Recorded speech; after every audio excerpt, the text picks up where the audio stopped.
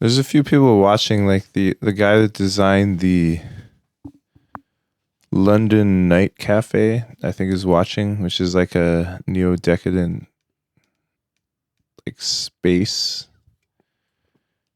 It's like it's a venue. It's a place. It's a venue. Is it like an underground kind of cultural? I don't know. Yeah, it's like a all night cafe where you can just like rock up and do nothing. Like you don't really have to like buy anything. From what I can work out, you can just like show up and do some work or like work on your laptop or just chill out there. It's in London. Yeah. Who's funding it? I think this guy Eric, who's the creator. How is this economically feasible? It sounds like a terrible business idea. I don't know. I mean, I don't really know what his background is. I mean, he seems pretty well educated. I think he like went to Yale or something. I think he's like I think he works at a university. So I don't know. I mean, he seems like he's got something going on with some kind of funding. I mean, I don't know what the situation in London is like. Sounds expensive from what I heard. So I don't know. Yeah, I don't know. But he like so. I guess if you go into the basement of this London night cafe, there's like I think it's in the bathroom or something, and there's like a button on the wall, and if you press it, it just starts playing Sandstorm by Darude. That's funny. So there's actually like is it like the privacy buttons that the Japanese toilets have? So he told me, like he showed me, he's like, yeah, there's like a rave mode. There's a Sandstorm Darude button. It's a red button that's labeled rave mode by that like embossed printer tape thing. I think so. Yeah. So I was asking about this. I was like, I heard that in your night cafe there's like a Sandstorm button. Funny. That just it just plays that. So I was talking a little bit with him this week, and we were talking about like designing kind of like alternative spaces where, you know, things could happen. I mean, it's a little bit, it reminded me a little bit of actually of like the borderless, like the team lab stuff in Odaiba, which are supposed to be these like freeform environments where you can just like explore and sort of. It's basically like a warehouse that's kind of partition. I mean, you don't see that you're in the warehouse, but it's an immersive digital art exhibit where there's a bunch of like digital art, light projections that are animated with sounds and smells and mirrors. Yeah, this kind of very photo. This is what he sent me. I mean, I hope he doesn't mind reading me this out. He just says, I want it to be a place that feels like it doesn't belong to this world, full of unexpected and contrasting aesthetic moments, Easter egg experiences, and relentlessly futuristic, yet somehow cozy and disarming.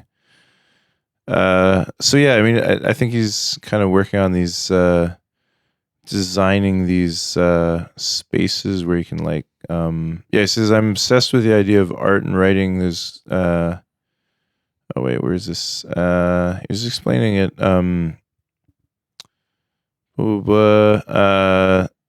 He's like a world where you have no home, but the overall environment provides, which it sounds like something I would have like a dream about, where you're just like wandering around and kind of like getting into these situationist kind of encounters or like interacting with the environment, but you're not like too worried where you actually end up. Yeah. Which well, just the word that comes to mind is abundance. Abundance, right? yeah.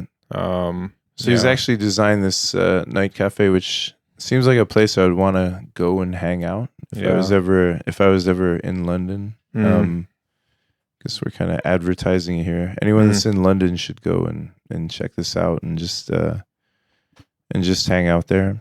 How would they find it? Just night cafe. I think if they just London? Google London night cafe, it should probably come up. Sounds cool. Certainly, it does sound cool. Yeah, I kind of want to go there and just chill out and do nothing, or do work on something, or just chill out there and look at stuff. Yeah. But I mean, the idea of the environment being something that can be safely explored and will provide you with I don't know, resources and experience and knowledge is certainly very intoxicating, enticing. Right? Yeah. It's it's good for the environment to be that way rather than something hostile architecture. Yeah, that like extrudes spikes. Yeah. Well, beyond architecture itself, I mean, just as a whole, right? Like, you know, unfortunately, the environment is filled with dangerous things that you should be ready to safeguard yourself against. Well, nature is full of dangerous things that will try to harm you, which is why I don't really understand people romanticizing it. It seems like a awful place full of wild animals. That will harm you. Not like the city is safe from vile beings looking to harm you either, right? Yeah, but it like they won't eat you. They won't eat you. They're not like like tigers or something. They'll hurt you in other ways. They'll hurt you in other ways, but they might hurt your ego or something. But I feel like people are romanticizing. I feel like there's a dangerous trend towards romanticizing perceived nature, which a lot of people hit us with the PSA seem to be falling into. Just romanticizing what they perceive as nature, or which I think most people in the West were not too enamored of. Yeah, you were telling me about this earlier, I think, like who was it, John Locke's contemporary who introduced the idea of the noble savage, it's Rousseau, and he also like started the kind of idea of like nature being something beautiful and pure. Yeah, he came with a noble savage. He came with a lot of these romanticizing what he considered primitive or savage cultures, which actually weren't really that static, or like he was talking about the Native Americans, but they're quite dynamic cultures that were constantly changing and developing and fighting wars and doing all kinds of other stuff. So they weren't actually like in any kind of harmony. So I always get really upset when people are like, living in harmony with nature. And I'm like, well, it's not really, nature is anything but harmony. I mean, it's like a chemistry set exploding at light speed. I mean, there's not really any balance or harmony. It's not really. I mean, I guess maybe it's just more so the idea of like, it's funny. I heard this kind of Google Maps game floated where it was basically like, drop your street view pin anywhere in India, and if there's not garbage in the streets or a dead animal or I don't know, something else, right? Right. Like then you win $100, right? Okay, yeah. And I kind of gave the spin, and it is surprisingly challenging because like anywhere like urban, I mean even like suburban, there's just garbage everywhere in India. So garbage, anyway, all like litter, I guess. Okay, yeah. So on the subject of harmonious nature, or living in harmony with nature, like I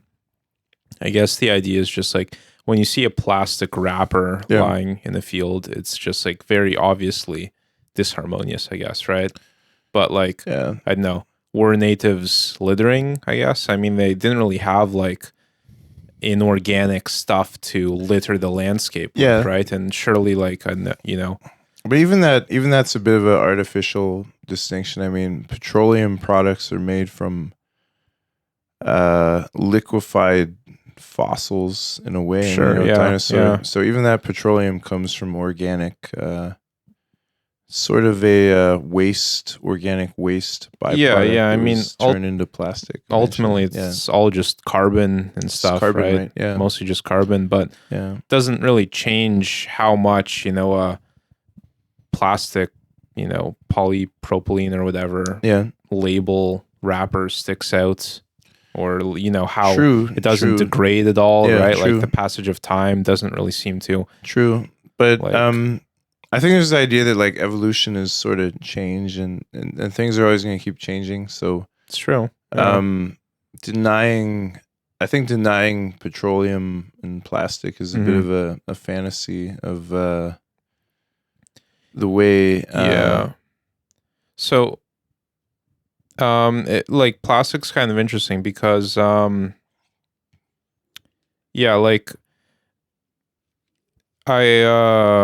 man, sorry, it's kind of a late night, low energy pod here, but let me try and gather these thoughts. So, it's we basically could boost the energy by spontaneously accessing an area of higher energy. How do we do that? We just spontaneously raise the energy. Things would start getting more intense and energetic just because we decided it, and then all kinds of crazy things could happen. Okay, that wouldn't otherwise have happened if we hadn't accessed that high energy. All right. Well, I feel you accessing it. I don't know if I can find it within me. Spontaneously access it by pushing some sort of sandstorm button of the internal awareness, and then things would start hyping into more energy. Okay. Feel slightly more energetic. Let's roll energized. With that. Yeah. But so basically plastic's super cheap because it's subsidized by the government through the petroleum industry, right? Yeah. And so I watched the YouTube video on this that kind of laid it out, I think, in an interesting manner. And the idea was essentially that like recycling plastic specifically is this like myth of the industry that was fed. This nonsense of just burning the plastic. Most of it's burnt, right? And creating chemical fumes. And like even the stuff that is actually recycled, right, is like it has a pretty short life cycle, I guess. Like it's not really recyclable in the way they claim. Yeah, like a PET bottle, like solid water bottle basically will, its next incarnation is the label on the water bottle, which is then just garbage and burnt afterwards, right? Right. So basically the plastic industry went through several marketing life cycles where they like, first it was like, oh, plastic is like strong, right? Like buy plastic Tupperware because it'll withstand your usage of it and you can keep using it. And then basically they realized that like people weren't replacing it enough. And so they had to like incentivize like people to buy more plastic, right? So it kind of became like plastic is cheap and disposable, right? Like it's a disposable one-use item, and like who cares? It's it's a fork, right? It's a plastic fork, like just throw it out. Yeah. But basically just like why is it so cheap, right? But it's just subsidized through the petroleum industry essentially, right? Plastic. Where was I going with this? Noble Savage, harmony with nature, recycling. Yeah, I don't know. I think nature is an imaginary kind of distinction, which is kind of a Platonic idea of what's actually quite unbalanced or inharmonious, which if you zoom out, that's what it looks like. I mean, it's just a chaos of endless disasters, extinctions, and ice ages, and way before we existed. I mean, it was just Precambrian. There's periods where things explode into life, and then there's just disasters of extinctions afterward. So, but like, so do you put like a wolf tearing out the innards of a baby deer with its mouth on the same level as oil pipe malfunctioning and spilling millions of gallons of oil into the ocean? I think that's the same level of chaos. I think we're overrating our own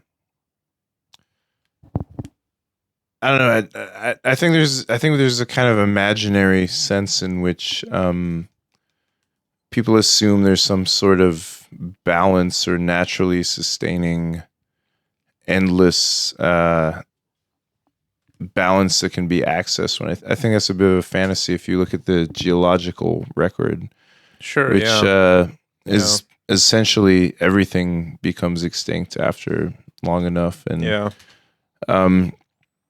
so I think the idea that we're taking up with is, can mind or can consciousness pit itself against entropy or destruction, right? So, I mean, the alternative, I guess, is just live like an animal or something, which whatever. But then you're at the mercy of ambient conditions and environmental changes, which might not always be for the positive, no matter what we do. So I think I'm kind of opposed to this, return to nature or live in harmony with nature. I don't think was ever really a actual thing. But I mean, sense, like, okay, yeah, I'm with you there. But so, like, do you think that trying to not disrupt nature with human activity is like the wrong impulse or something? But I don't think there's any nature that can be. I don't think there's anything that can be disrupted or not. I mean, we can affect the environment or the ecosystems. Like, if we can choose to not pollute, right, then sure, we should, right? Yeah, but I mean, look at Easter Island. I mean, that was just a little island with trees, and they sort of seems like they cut most of them down, and right, allegedly, I guess. But so I don't know. I mean, that's the thing. I mean, there's a sense which I think we're gonna have to come to some terms with environmental limits of the environment or the ecosystem, but I think we should have a sense in which how could we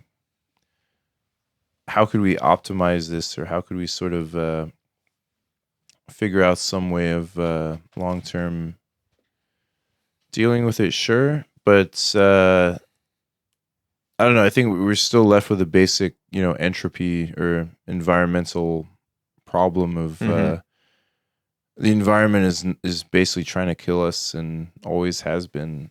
So the Ice Age was trying to, I think we were down to like a few thousand at one point during the Ice Age or something. So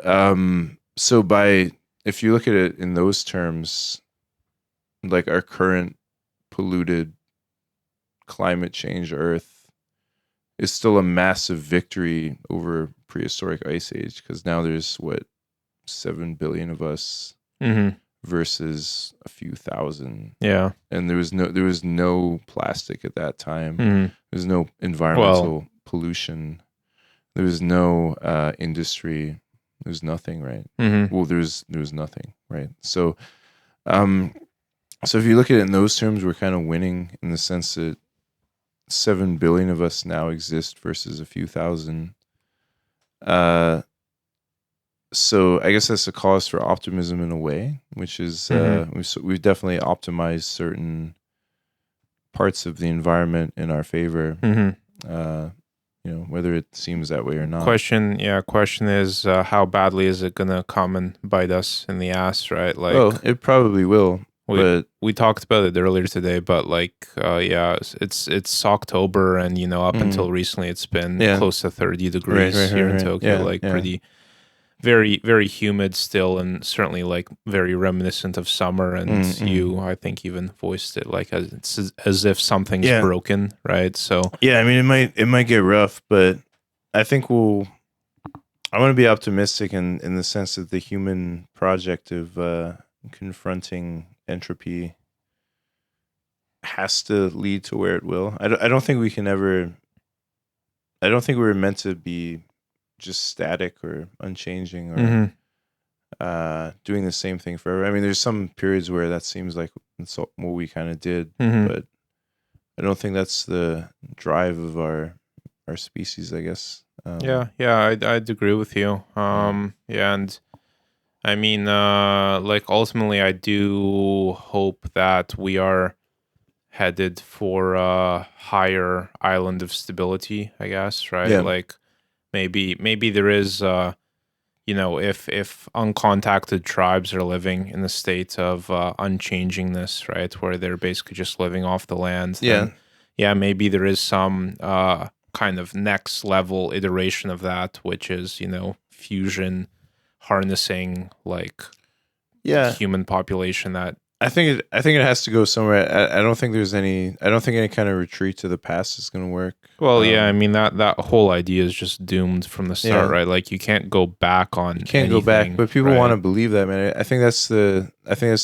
current. There's a lot of trend currently towards kind of reversion or nostalgia to previous ways of living or previous phases. Yeah. He says after we've done 14 episodes of mostly nostalgia driven content. But that's what this is about. I mean, I think diagnosing this and seeing it as kind of an impediment or a sickness, I think, is a good way to look at it. Where, I mean, it is kind of a barrier or a problem to development or growth, I guess. I mean, you got to clear away the past to so things can grow. Definitely. So I think that's sort of a lot of this stuff with neo-decadence is like sort of, acting like a mushroom or a decomposer, which is trying to clear away that built up dead material or dead matter, It's called, in nature, it's called a saprophyte, which is an organism which feeds on dead material to kind of clear it away, right? Or kind of recycle it like a mushroom kind of does, right? Kind of breaks down dead organic matter.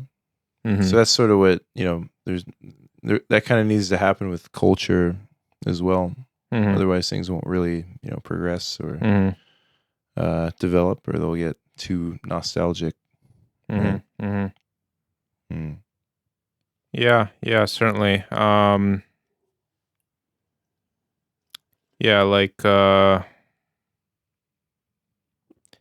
Certainly since I guess probably early 2000s, it's felt kind of stagnant, I guess, right? Yeah.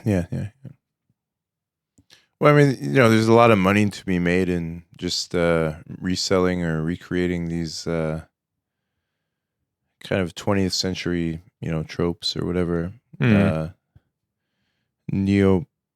Neo-passéism, you could call it, like these kind of ideas from 30 or 40 years ago, which are still able to be made into movies or TV shows or whatever. Do you think the stagnation is just an optical illusion, perhaps? Do you think it just always kind of feels... Not really, because if there's more... I mean, I think it started in... I think what we call the time hole or the kind of real black hole of this started in sort of the 1970s, which is when they started creating films about the 1950s, like American Graffiti, which was directed by George Lucas before he created Star Wars. He made this film about cars in the 1970s, and they had that TV show Happy Days with the Fonz, like which Fonzie is about the Fonzie, which is about the 1950s, right? So you start having entertainment which is recasting the previous decades, which is kind of a strange idea when you really think about it. And then up in the 90s, you had like that 70s show, which is kind of the same thing, right? You're recasting the 1970s, and then so that sort of continued since I would say since the 70s. There's been this kind of a recreation drive or nostalgic kind of did that really tendency. Not exist before? I'm trying to think. Well, it did, I mean, but when you had televisual equipment, you could like fairly easily actually replicate it. Replicate these things very quickly, right? Yeah. So once everything's recorded and you can actually literally replay and review the actual past, then it's not that hard to like actually recreate it. If you have actual video footage of the past, right, you can just endlessly sort of mine that for like, oh, it was actually like this. We can just recreate it, Right. So the video and film technology actually allows you to do that with higher fidelity than you could in like, I don't know, 1830 or something. Right? I mean, you could sort of like replay it, but couldn't do it to the same photographic image level is when you have video, film technology. We can actually see the past and then just recast it or replay it. Yeah, I mean, I kind of wonder how like people in 1830 felt about like 1810 or something. Well, I mean, they remembered it, but it was. Was it much different though? Well, it was changing much more. Was rapidly. The fashion different? Did people dress? It was crazily different. I mean, they're rapidly changing fashions and other things, which the music was different. Yeah, music was different. So? Music was different as well. Okay, I don't know much about that time of history. Yeah, no, it was very rapidly changing. It sort of was in the 20th century too, but once the film video technology really became advanced enough, you could just like replay these things endlessly, recapture them. Mm-hmm. You could record music. That's another weird one, is recording music, which is another weird kind of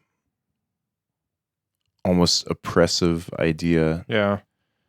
Well, I guess like music is supposed to kind of almost be part of the environment or the ambience of a moment, you had to like, right? yeah, I mean, if you had to like manually produce it with instruments versus just like playing a record or something, sort of like the difference between sex and pornography, right? Mm-hmm. So I think before recorded music, everything was kind of sex, and afterwards it's kind of just pornographic replaying bizarre edited mixed recordings, which aren't really even live recordings most of the time, and they're just like I guess the ability to record anything is kind of weird. Like for a while it's probably just writing, but with the advent of music recording and whatnot, the advent of the gramophone, the Victrola, or these the wax roll. Well, people were horrified at the time. I mean, people, if you read contemporary reactions to the telephone and the gramophone, they're like the nightmare of amputating voices over time and space, and like the nightmare of disembodied sounds which are mechanically produced, right? So they're aware that this was like quite a sort of like sinister technology. Like there's a Leon Bloy, this French writer. There's a story where he's kind of a horror story where the horror is the existence of the telephone. He's like, people are calling the guy and he's like, oh, like the ghostly disembodied voice reached me on this monstrous telephone, and he's kind of like complaining about it as this like unnatural abomination or something, which shouldn't really exist, right? It's true. Yeah. So then gramophone recorded music is kind of the same thing. I mean, I think people were quite shocked and kind of overwhelmed by it at the time. It seems normal now, but yeah. Did anyone bring their hunting rifle to their school over the existence of the gramophone? I wonder. I think people were, I don't know if there was public violence, but I think people were kind of upset by it in a way, because it's kind of unnatural in a way. Right. You can just replay sounds and music or something, or certainly I could see that being jarring and upsetting. It's pretty weird, right? Like if you think, like if you have a song that's stuck in your head, like you imagine that like it got stuck in your head from just going to a like live opera or something. Like, imagine if you like saved up money to go to an opera, and then you like heard a catchy song and you're like remembering it, but you like sort of couldn't really perfectly remember it, right? Because like you could only hear it like once when it was being performed, but you could still like sort of remember it. Like that, it just seems like it'd be a whole other experience when you just easily replay something or listen to it. Yeah. Gramophone recordings. So you can easily like if you have these technologies, you can easily restage time, because you can just like see what things were like at that time, and then sort of recreate, Ghostbusters or Star Wars or something, right? Yeah. So yeah, I mean, recording technology is the start of time travel or something, right? Well, it seems to be slowing time down in a weird way, because like in terms of like getting stuck in culture. Yeah, I mean less time seems to be happening because it just keeps getting replayed or like recast, I guess. Yeah, there is that. But I mean, I don't know, like going back to maybe our like Y2K discussion, but not necessarily lingering on it. Like, yeah, I mean, it's certainly very pervasive now, right? Like you walk down the street in Shibuya or Harajuku or something, and it's like all like Y2K, right? Yeah. Was it like that back then? I mean, are we recasting it, or is it just kind of that flavor being like? There was a lot of like 80s nostalgia that was coming in pretty quickly in the Y2K period, like early 2000s. But was that the 80s, right? That's what I'm trying to say. Like, is that actually culture getting stuck, or is this kind of like new culture borrowing elements? It's still raining, if that's what you're looking at. Yeah, it's still out there. Yeah, I mean, basically, my mile marker here is there's an illuminated building here. Okay, If you can't see clearly, then that means that it's still kind of coming down. Yeah. So, yeah. Tokyo forecast update. It's raining in real time. Yeah, it's raining. In real time on a recorded medium. So if you're wondering what the weather was like at the time, yeah, it's raining. Yeah, I think there's new culture developing, but it is getting kind of overshadowed a lot of the time, or caught in these weird channels, which even back in the day, I don't think were as present. So what, like before recorded medium, do you think like culture did not, essentially re-inject older culture into a newish form, I guess, right? It did, but I think there was kind of a it seems like the speed of development even was kind of at least looking at the past, was kind of faster in some ways compared with what's been happening in the past, I don't know, 40 years or something. Right. I mean, there's certainly been a lot of technological and other changes, but also some weird stasis effects of things that are popular.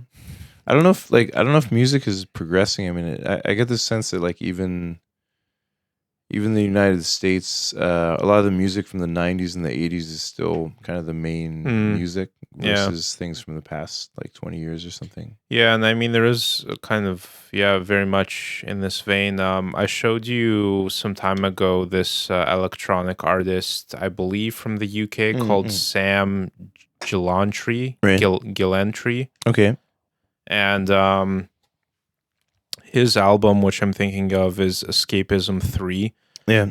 Where, like, I don't know, the best description I could come up with one of the songs was it was like music written by an alien or something. Like, there's a lot of weird elements kind of combined. But he ended up going, like, I believe the tweet he put out was like, I want to make music that, like, basically sounds from like that it's from the 2000s or something. He wanted to make like Y2K pop, basically. So like his newer releases I just don't connect with at all because they just went in such a weird So they went more backward direction, or sort of. But it's like nostalgia music, I guess, right? And it's undoubtedly it's very like bubblegum pop or something. Like it's I don't know, it felt very flat compared to what I felt like he could do, where he could just have gone to this like asymptotical direction that just departed like at a huge angle or something. Just like completely different from anything contemporary, but instead he like chose to go backwards in his sound, I guess. And I know it's not fair for me to say because I'm not like I don't make music. I don't really like understand his vision either. Yeah. And I'm sure he's driven by genuine kind of artistic creativity. Yeah. But yeah, it's just kind of interesting to observe from this perspective. Mm. There's it's probably not. Yeah, there's some other examples of that as well, I suppose. Yeah, is music progressing? It's a good question.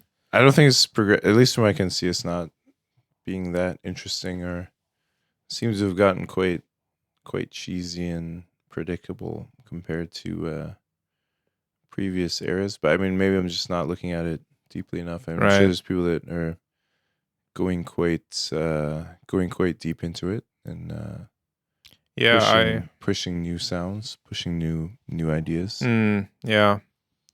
Yeah, like what's the latest like disruptive genre of music, I guess? Like, yeah, it's a good question. I'm not plugged into music at all. I think my overall patience with music has declined a lot. I mean, it seems quite cheesy recently, or I guess the concept of music seems it's gotten a little bit cheesy, or I don't know, outdated or something. There's not much that really seems like it's pushing it forward or taking advantage of it. I don't know, but yeah. I mean, well, hip hop has gotten very boring. I think it's another thing which serious criticism of hip hop. Don't think we see enough of. I think we eventually reached the point with rock music where people were like, well, this has gotten pretty played out and tired, but we're not really seeing that with hip hop recently. And I think it might be an avenue to explore, continue with more, because I think hip hop has gotten quite boring and kind of uninteresting in a lot of ways. SoundCloud's drill rappers getting arrested for bragging about their murders doesn't entice you? It doesn't seem like there's much technical ability anymore, whereas like 20, 30 years ago there's a sense of more technical kind of interest in, well, I mean, both lyrics and production and sound and stuff. So I went back and I tried to listen to Illmatic and tried to listen to The Blueprint. I don't know. I'm not sure if you're a fan of either of those albums, but I found them very flat and uninteresting. You thought Illmatic was uninteresting? Yeah, man. The production is crap. It sounds like I can barely pick up the vocals over the beats. It's just like, it's like looking at, the Sunday Funnies or something on black and white newspaper. It's like there's no pop to the music.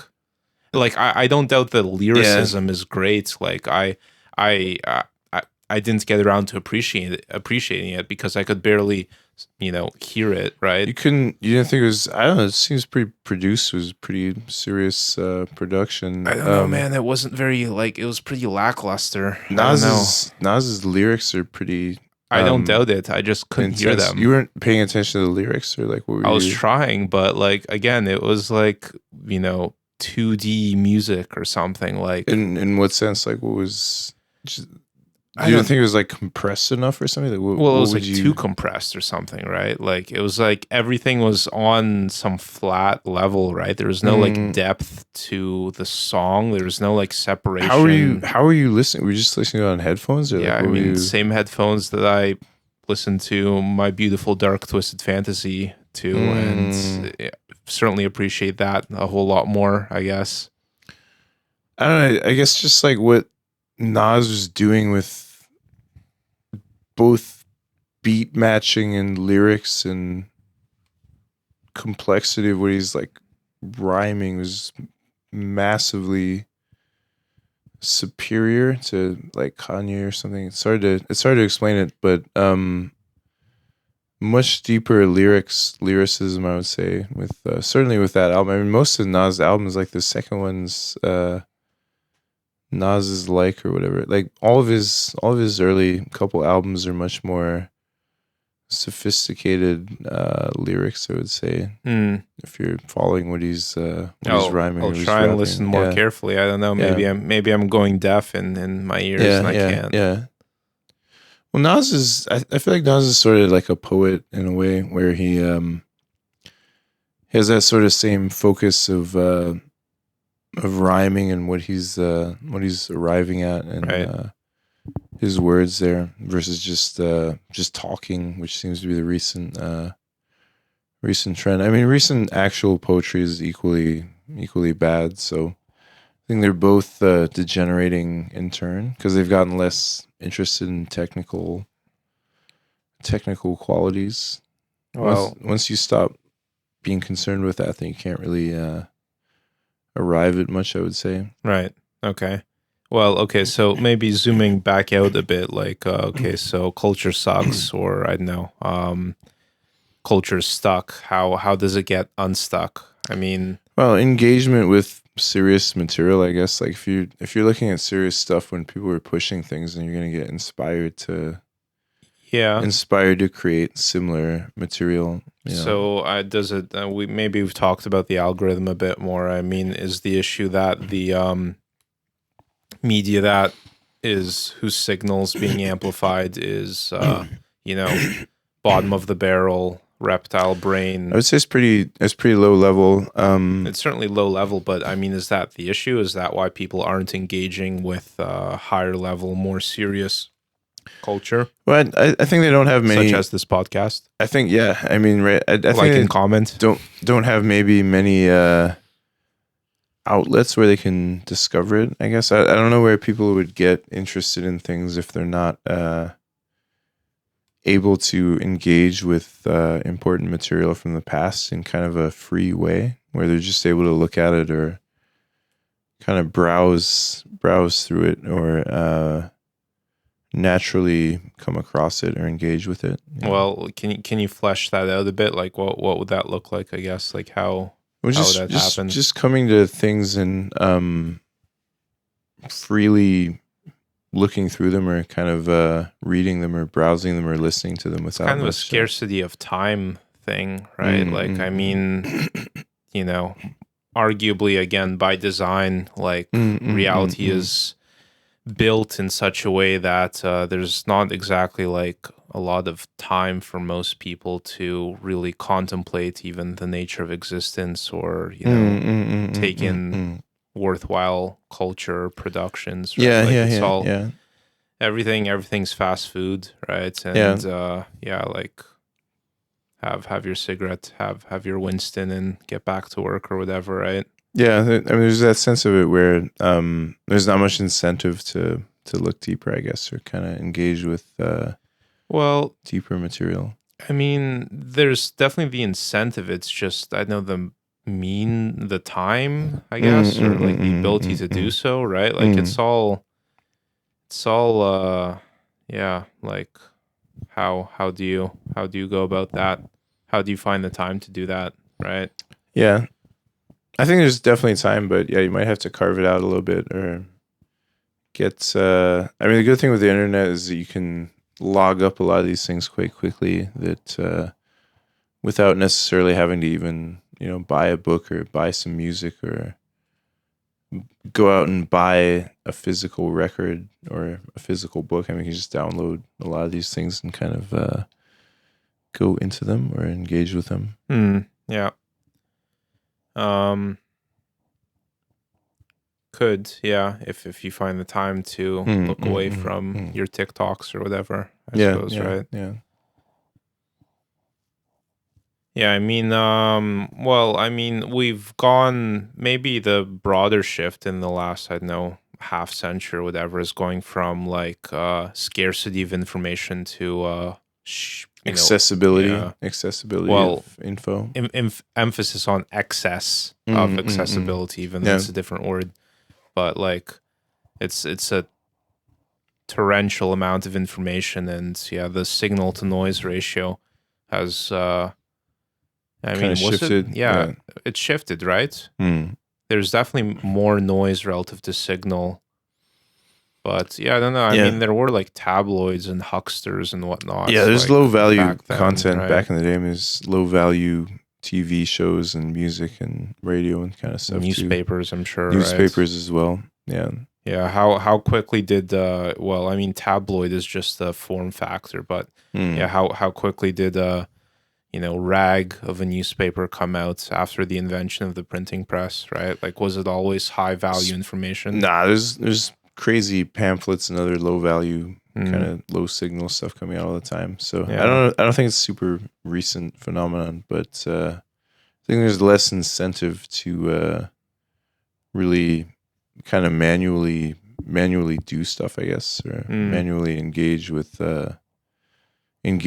I mean, if you're not great at singing, you can just auto tune it, or if you're not great at analyzing information, you can just use Chat GPT or something. Right? So versus having to like manually engage with things or kind of read things or go through them. Yeah, I mean, weirdly, like I think that Chat GPT might represent one of the bigger breakthroughs in the development of culture, though.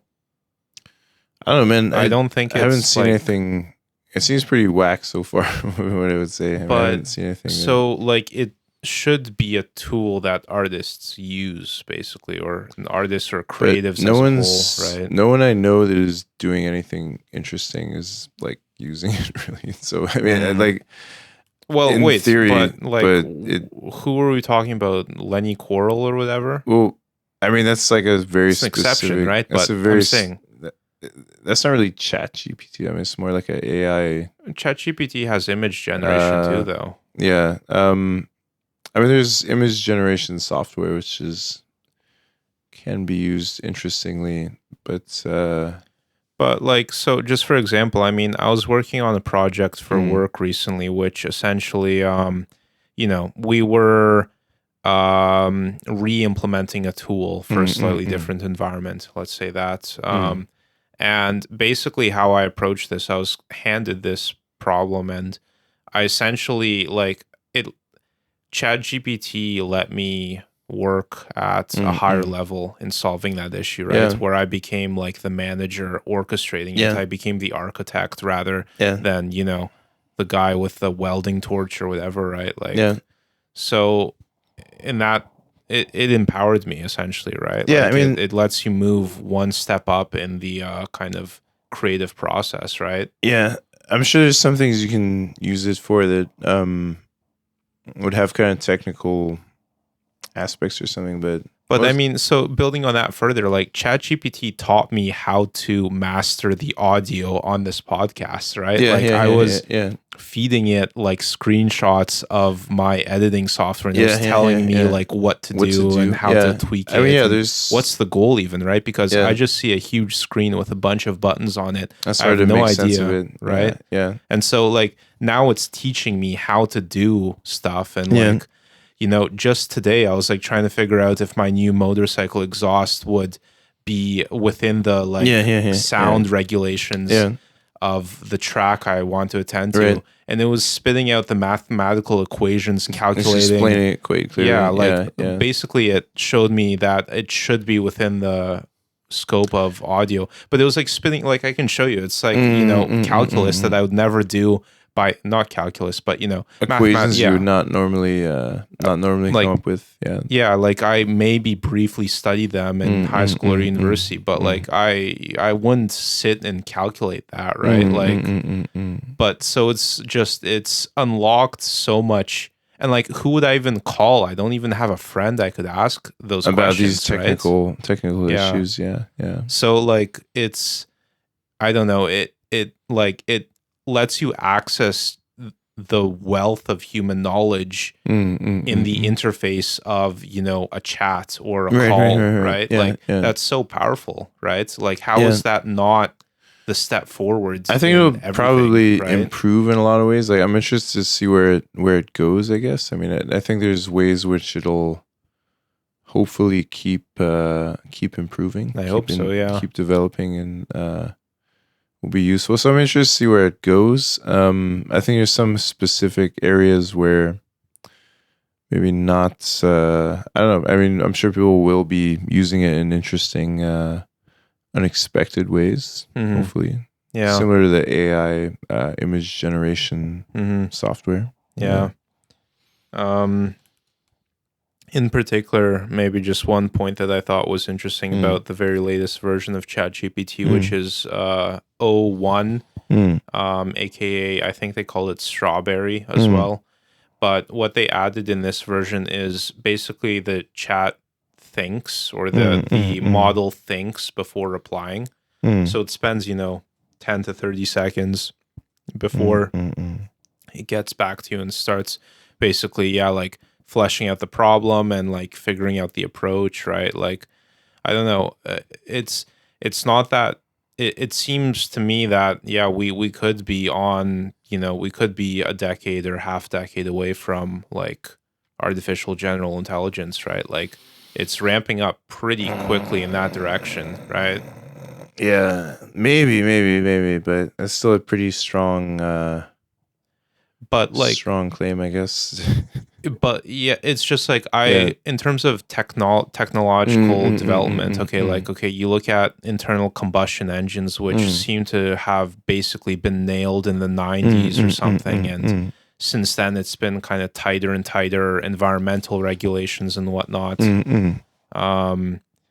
But yeah, like, so where have there been technology breakthroughs, right? Like, nanotechnology sort of dead on arrival, never really seemed to go anywhere, even though when I was studying in university, we had the that's one of the nanotechnology is kind of a secret scam, I guess. Like, I mean, there's a lot of there's a lot of that, right? There's a lot of stuff like that where people have pointed out that it's a bit of a vaporware kind of technology. But like all this stuff, right? Like fission, or I don't know, fusion or whatever. I mean, stuff's complicated, right? I don't know, renewable resources, like none of it has managed to really take hold, right? Like, okay, we have electric cars now. We also had them in the 70s though, and they were kind of killed off, and they're back now, but it doesn't necessarily look like they're even, a solution super workable to anything, right?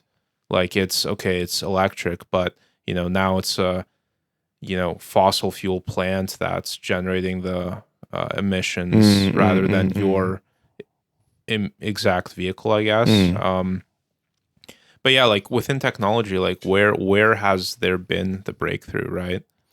And I'm sure there's certainly with just general computing power. I mean, it's pretty different to what it was 40, 30 years ago. It's true. It's been a huge increase in power. But basically, it's all been there, right? Like, and seemingly that's the focal point of, I don't know, technological development, which maybe is the focal point of cultural development, right?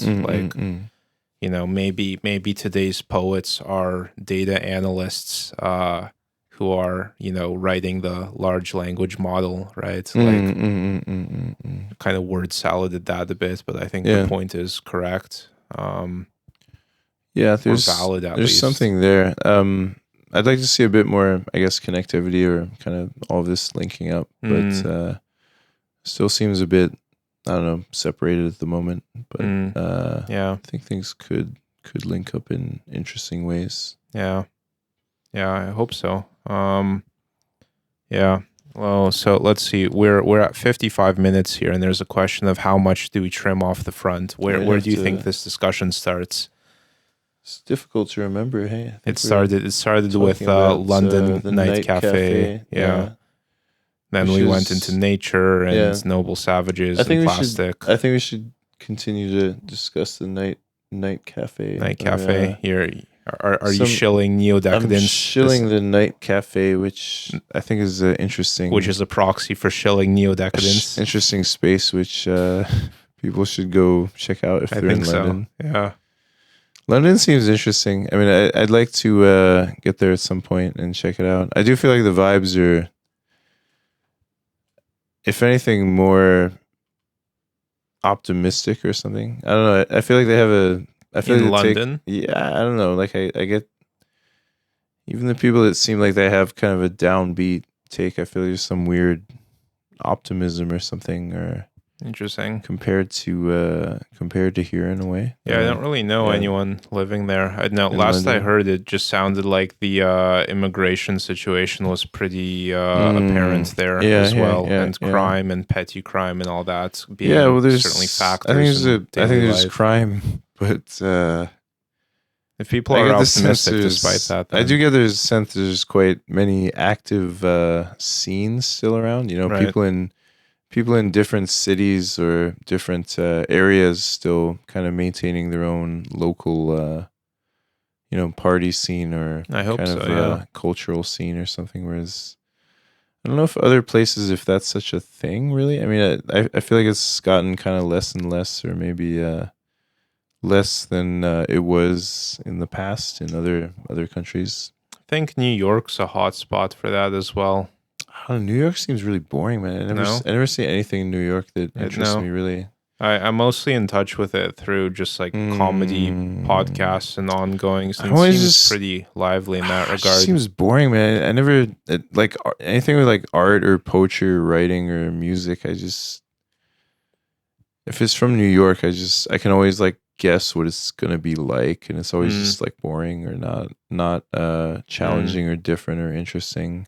I feel like all the boring people move to New York. Like people who need a personality. Like people who don't have. This is gonna end up like that Star Wars podcast we did where. Well, it's okay. No one's listening at this point anyway. So I feel like New York is like the lame Star Wars of real estate or something. I don't know what to say, but it's just like no one is. Like I just feel like New Yorkers are like think that like the rest of the world is like weirdly tuning in or like impressed or something, and like we're really not. Like we don't care. Like you're not that interesting. Like no one's.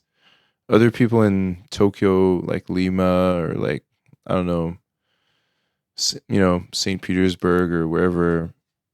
Like no one is like considering New York like some leader or something. I don't know. It's just, do you not kind of feel this, or like do you not think it's like sort of over?